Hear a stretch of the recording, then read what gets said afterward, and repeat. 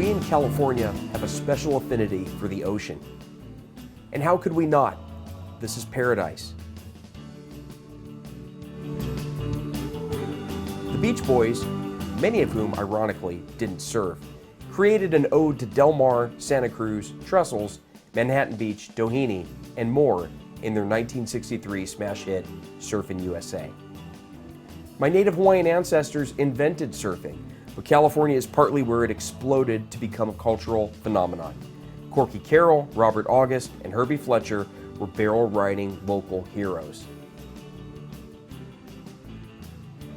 This is home to the majestic vistas of Big Sur, endless walks on the beach, and not one, but two towns that call themselves Surf City, USA. That's my kid. He never slows down. Separate from our personal feelings toward the ocean, the impact of the coast on California's economy is enormous. If the Golden State were its own country, it would have the 5th largest economy in the world. Many of California's most populated counties border the Pacific Ocean to the west. The state's coastal counties account for roughly 22% of its landmass, but 2/3 of its residents live in those counties. The state's coastal economy is responsible for hundreds of billions of dollars in wages and nearly $2 trillion in GDP. But there's a problem. Various beaches from north to south in the state are starting to disappear. One place already under threat is California's iconic coastline. We have some drone video. Check this out. These apartment buildings are teetering on the verge of disaster. These blocks of flats and houses won't be standing for much longer. Well, California is already experiencing the effects of sea level rise and storm damage on the coastline. At present, over 27 million people live in coastal communities in California. That's a lot of people. And nearly 1 million of these people will be at risk of flooding from sea level rise by the end of the century. This means that $8 billion of property could be in the sea by 2050. Another $10 billion of property could be impacted during high tides. And sea level rise is just one part of the equation. There are numerous other factors affecting our coastline. The end result could be catastrophic. Beach towns with economies that rely heavily on tourism risk losing beaches altogether. If sea levels rise multiple feet by 2100, which is possible, many of California's beaches could be gone, putting at risk billions of dollars in property. Rising sea levels are posing a more significant danger to California's future economy than major earthquakes and wildfires.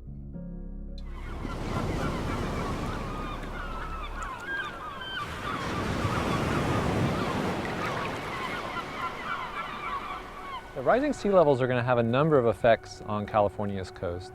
And the first and foremost is the erosion of the coastline. As we see sand depleted and water levels getting higher, we'll see the energy of the waves coming off of the ocean impacting our cliffs, impacting our beaches, pulling more sand away from the coast, and shrinking the amount of sand that we have on the coastline. And that first effect will then have a whole lot of ripple effects, because Californians up and down Southern California really integrate the beach into their lifestyle. There are few places in which this is more apparent than the small California city of Pacifica, located between San Francisco and Half Moon Bay. The landscape in this picturesque area is changing. The city has been ravaged in coastal areas by rising sea levels. Powerful waves blast over the pier and onto roads. Cliffs are collapsing and portions of large hillsides are falling. A parking lot had to be moved inland. In one area of Pacifica, the ocean chipped away at more than 90 feet of bluff in less than a decade. The shoreline is shrinking as the city took drastic measures to armor the coast by building seawalls. They have the advantage of protecting in place something that you value, like, again, in state parks, a restroom or a parking facility that brings the public to the beach. But with sea level rise, you know, your seawall is static, and as seas rise, your beach is going to get squeezed, and eventually you won't have a beach. You simply run out of real estate. So you've lost that public resource. You've lost the ability of the public to enjoy it. You've lost habitat for many species. There's something else about the seawall which is not always appreciated, is that once you put in a hard structure on, say, a sandy shoreline or any kind of shoreline, it increases the amount of erosion that's experienced at the toe of that wall. In Pacifica, major storms followed years of drought conditions, leading to several bluff-top residences to be deemed unsafe. Apartment buildings on the bluff's edge had to be removed. The city has an operating budget dependent largely on property taxes of roughly $36 million. Dealing with the most recent El Nino cost the city $16 million. And Pacifica is dealing with the reality that other California coastal towns are now coming to grips with: the need for managed retreat, a process in which existing structures are moved inland to deal with the threat from the coast. Managed retreat essentially is the idea of moving vulnerable infrastructure on the coastline landward. So if you had a parking lot or a house or right on the water's edge, it's moving it landward. And if, best case scenario, you have space to do that and the money to do it. And one of the big drawbacks of managed retreat is the sheer expense of moving infrastructure away from the coastline. In Pacifica, up in the Bay Area, the homes have actually been falling off the bluffs. So they're buying homes that are actually halfway. So on the one end of the spectrum is places where the erosion is so severe that they're already seeing destruction. So there's an opportunity to buy those out. If the property's big enough, we can move them back to the back end of the property and maybe buy 50 to 100 years. In other places, if there's nowhere to move, that's where a buyout over time or some sort of abandonment is the only real choice to move back from the coastline. Gleason Beach in Sonoma County is a short distance from Bodega Bay, an area made famous in Alfred Hitchcock's fictional portrayal of swarms of vicious killer crows terrorizing a sleepy harbor town. In Gleason Beach, cliffside homes have fallen victim to the sea, and Highway 1 is uncomfortably close to the cliff's edge. Leaders are planning for the next century of sea level rise and determining what's worth salvaging. Caltrans, since 2004, has spent nearly $10 million on unsuccessful repairs and defenses. The remnants of these failed efforts are quixotic. This real-life nightmare is more terrifying than a Hitchcock film. In San Onofre, a surfer's paradise in North San Diego County, high tides, storms, and large swells eroded an access road at Surfing Beach. The state responded by building an 800-foot-long seawall between the road and the beach, upsetting activists and organizations such as the Surfrider Foundation, which proclaimed "Save the Wave at San Onofre." We have a lot of different kinds of beaches and coastlines in California, and each one is going to require a different set of strategies to adapt to sea level rise.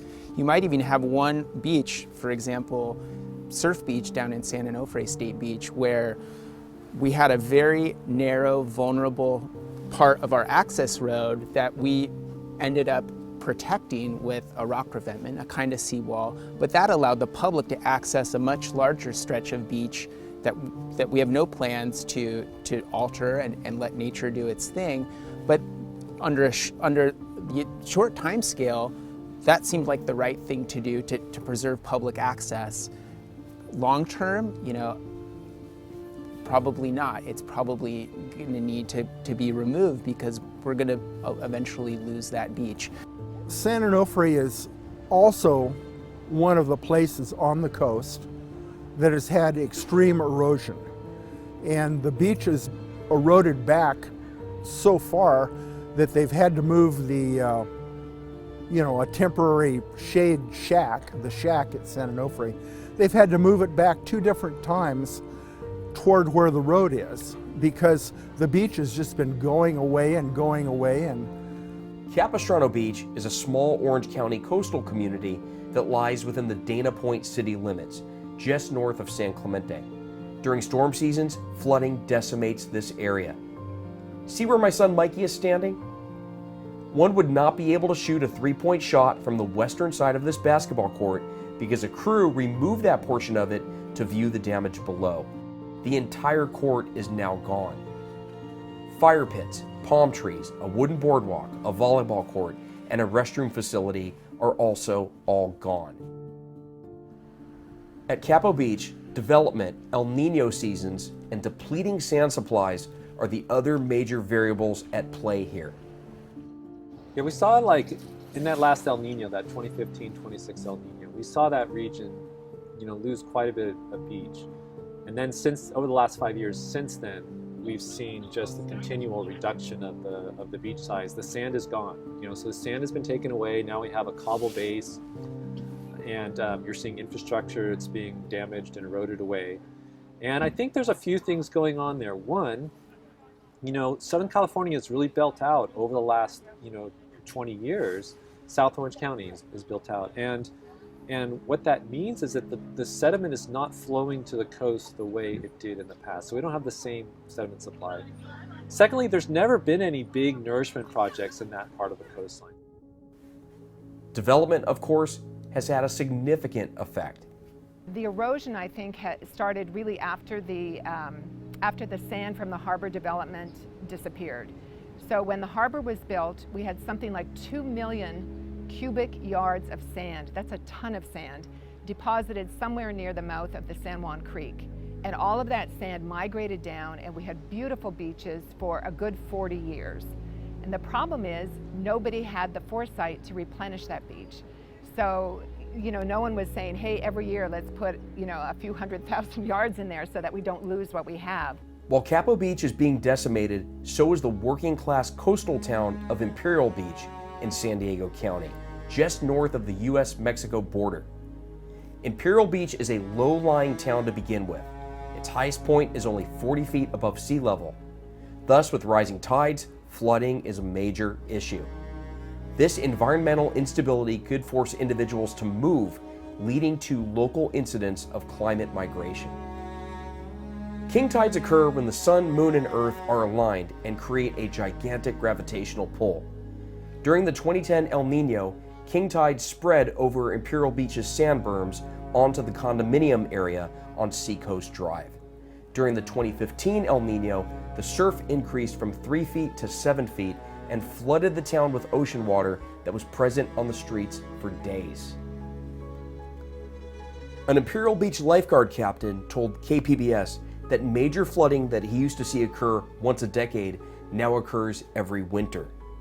The beaches are also starved of sand here, which makes the issue even worse. The additional sand that is dumped here does not stay, and the town is using seawalls to protect itself. The Crystal Cove Conservancy operates historical cottages at Crystal Cove State Park in Orange County. These historical structures were built during the early 1900s, and the Conservancy is in the process of restoring them. As the Conservancy restores the cottages, it must take sea level rise into account. Cottages were built over the last 100 years. In the beginning of the 1900s, 1915 to 1930 is when they were built. They're right on the beach. They're on a hillside that needed to be stabilized. So it took us, I believe it was about 5 years to get through Coastal Commission to get our coastal development permit. And the reason it took so long is that Coastal Commission takes this really seriously. They wanted to make sure that these cottages could withstand sea level rise. If we did not make these accommodations for sea level rise and for climate change, the cottages as they were built would not survive. There's no foundation, the boardwalk would be washed out, all of that would be gone. And in fact, it's one of the reasons that the restoration of these cottages, these last 17 cottages, is so critical right now and time critical because they're sitting right here on the oceans. Not far from Crystal Cove is Balboa Island in Newport Beach. This charming isle, home to some of the county's most wealthy residents, is well known for luxury boating, chocolate-covered bananas, and interesting artwork. It is a mess. When king tides, which are very excessive high tides, come in, and we get them 2 or 3 times a year, maybe more than that, what happens is that neighborhoods and particular streets on the island, not the entire island, will flood. That's why we have to have the pumping crews out there to keep the storm drains and pumping the water back out. That's why we had to raise the seawalls. But it's not uncommon for several days for entire streets, several houses in, to be flooded, ankle, almost knee deep in places, and for the boardwalk to be flooded. We have a preview of what it's going to be like when we have sea rise. The sea rise is about 4/10 of an inch, we think, a year. If we go to 2035, that's going to mean 6 inches, and that's going to be high. That's why we raised the seawall 9 inches. We're still going to have issues. We're still going to have issues with king tides, and it's very disconcerting to the property owners. It's very damaging to the property, and we want to protect that. Balboa Island is a mainly residential island. Some restaurants and shops there. It's built on fill material, and Balboa Island land sits lower than high tides. So the land is low on Balboa Island, and in order to sort of defend that area from flooding during high tides, there is a concrete seawall that goes around the island, and actually a wonderful path around the island where the public can go for a walk and take in the sights and see the cute houses and see the harbor activities. So they just found over time that the high tides were going over the top of the wall and causing flooding. We are seeing danger areas up and down the coast. What is at stake if there is no action or a lack of adequate action? The urgency of combating climate change first comes to mind. What's at stake is a lot. I think that from a planning perspective, there tends to be a reactive process to dealing with coastal erosion and sea level rise versus being proactive. And unfortunately, this limits some of the adaptation solutions that can be implemented because it's all about timing. And when we have areas that are already experiencing high coastal erosion, like Capo Beach, that has a long history of coastal erosion, we're running out of options, right? So when we talk about the fiscal impacts or economic impacts of climate change on our coasts and coastal erosion, I think this is one of these things, I don't say this lightly, where it's really incalculable. We know it's going to be massive, but if you can just imagine that where we're sitting right now, where Laguna Beach extends up to the hills, where we have Newport Beach, all underwater, no longer inhabitable. What's the economic impact of losing the homes, the businesses that are here, the tourism that comes to our beaches and communities, not to mention the weather-related phenomenon that's going to make our lives much worse. So, certainly in the billions, I guess, and in the long run, probably much more than that. Some, such as environmental attorney Jennifer Hernandez, are skeptical as to whether we have the wherewithal to solve these problems. Do I think that we have the will to impose fixes? No. In the Bay Area, both of our airports, big ones, the Oakland and San Francisco, are in areas that are going to be inundated. Do I really think we're going to allow inundation of San Francisco Airport and Oakland Airport? No. But we actually have a whole bunch of folks who think we need to manage retreat and just pull away as the ocean and bay lap against those shores. Do I think that's going to happen? No, I don't think we're going to evacuate those airports. What do I think is going to happen? Under our current leadership, nothing is going to happen. People are going to sue each other. They're going to spend a lot of taxpayer dollars on money that is absolutely worthless on conferences and papers and studies, and we're not going to do a darn thing. We are squandering our time instead of investing our time and resources in fixing not just current events, but fixing events or circumstances to protect future generations. What do we need to do? UC Santa Cruz professor Michael Beck offered 4 major suggestions in a 2021 LA Times op-ed. He states, we need to include environmental assets in national economic accounting, rethink public and private infrastructure investments, allocate more disaster recovery money to repair storm-damaged natural defenses, And finally, public and private insurers should expand incentives for natural defenses. Living shorelines can also be effective mechanisms to combat coastal erosion. A living shoreline is sort of a middle ground where you're utilizing materials like cobble and sand that can absorb and dissipate wave energy, and those cobbles and sand can move, and post-storm event, you can actually move that back, or naturally it has a tendency to kind of return itself back to a stable beach. So that's beneficial because it can retain some of the habitat value of that beach, but you're getting that sort of immediate line of protection from a large event, or in this case, sea level rise. Yeah, and you can work in some vegetation. You can work into a living shoreline some grasses, some dune habitat that, can also provide some benefits to the environment and provide some benefits during storms. And maybe sometimes you completely lose that during a really severe storm. You might have all that stuff wash away. But then the idea is that if you have some of that cobble, some of that hard material underneath some of the softer material, that you would still provide protection for your assets that are further inland.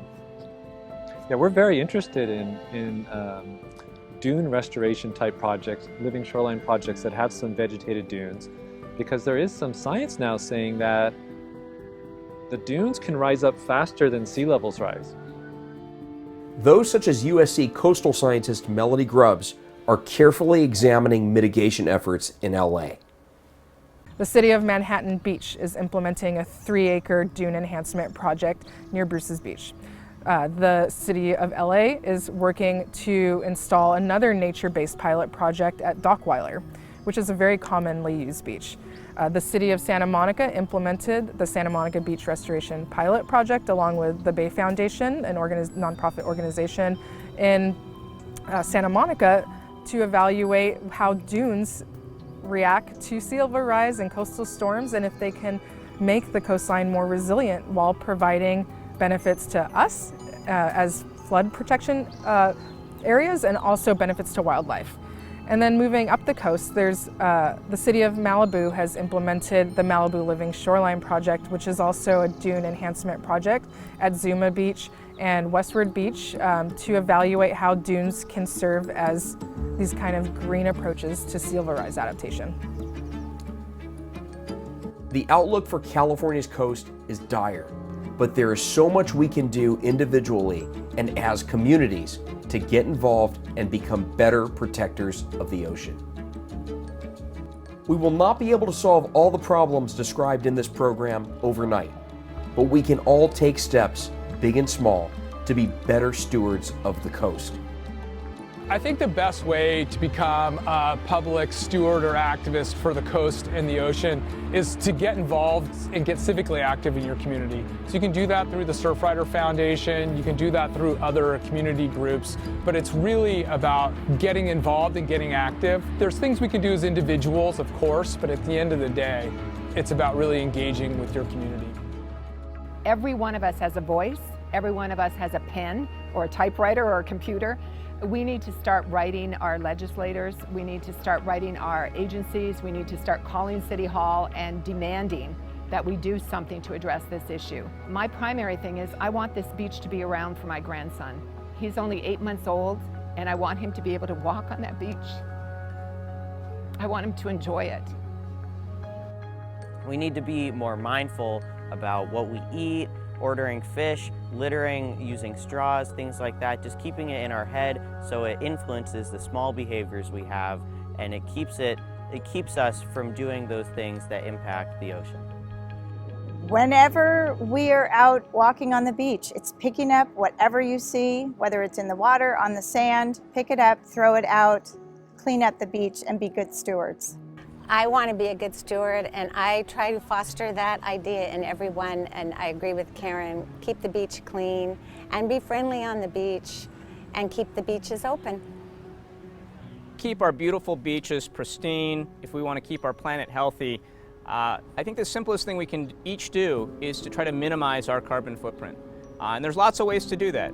Trying to eat less meat, which we know causes GHG emissions. If we want to drive less and consider walking or biking somewhere, consider buying an electric vehicle or other zero-emission vehicle, turning down your thermostat. There's so many ways we can do this, but this is going to be a group effort. If we want to reverse climate change, keep our beaches strong, our environment strong, we just have to try to do what we can, each of us together. You know, the best way to take care of the ocean is to become involved and focus on what your elected officials are doing. Let them know your thinking and your input, and let's all work hard to make sure that these beaches are here generations from now. So, to be better stewards of the coast and take better care of our ocean, we need to understand it. We need to learn about it. We need to understand what's going on, the species that live there, the environmental and physical and biological environment surrounding the ocean. Because one thing that I've found in my career is that we tend to concentrate and take stewardship and conserve and take better care of things that we understand. And if we don't understand things, we tend not to understand why it's important to take care of things. We need to go to the aquarium and learn about the fishies. Each of us has a role to play. We're all in this together. We need to be the change that we wish to seek, and if we seek cleaner air, cleaner water, a clean beach, and a coastline that's protected for future generations, then we all have to take our own steps to ensure that it happens. And if that means you vote for people that are more environmentally conscious, or you join organizations that are doing their part, or you even go down to a beach cleanup and make sure that your own beach near your own community is clean, all of those are really important steps that you can take, but we're all in this together.